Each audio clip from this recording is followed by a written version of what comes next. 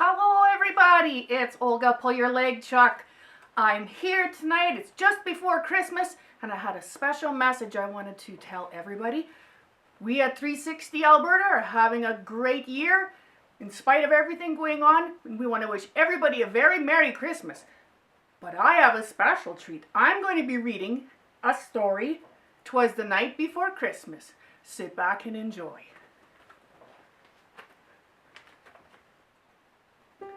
"'Twas the night before Christmas on the Pulyurlegchuk farm. Not a creature was stirring in the house or the barn. The cows were all in their shelters and pens. The chickens were nesting, the roosters, 9 hens. I was reading my new cookbook, Pierogies from Ukraine, and Nikki was reading The Producer for the Price of Grain. When out on the lawn there rose such a clatter, we sprang from our orange-flowered sofa to see what was the matter. Away to the window Nikki flew like a flash, tripped over my crocheting, and fell with a crash. Back up on 2 feet and cursing my name. We looked out the window, him still giving me all the blame. And what do my wandering eyes does appear?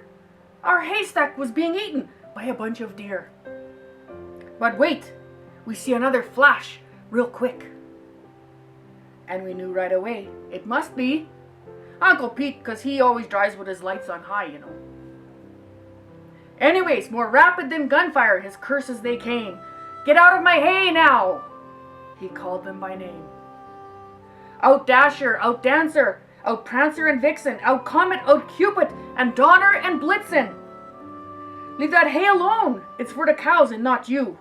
Get out of it now, or you'll go in the stew."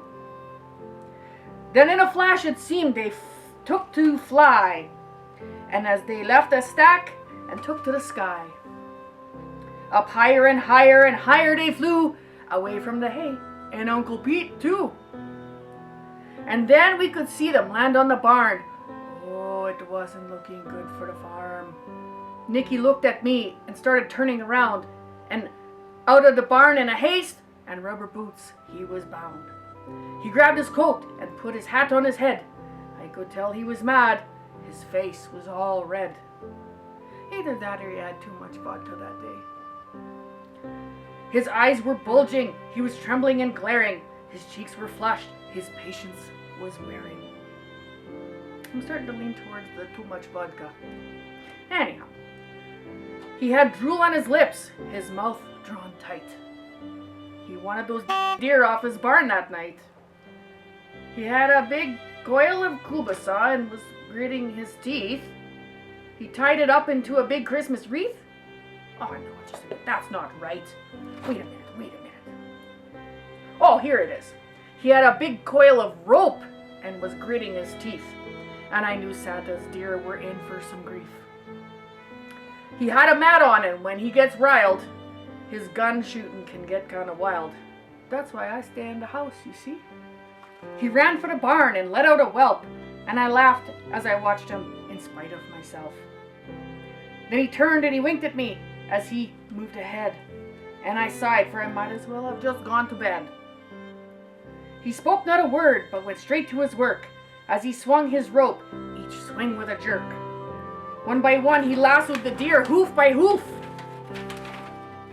and slowly pulled each of them off the barn roof.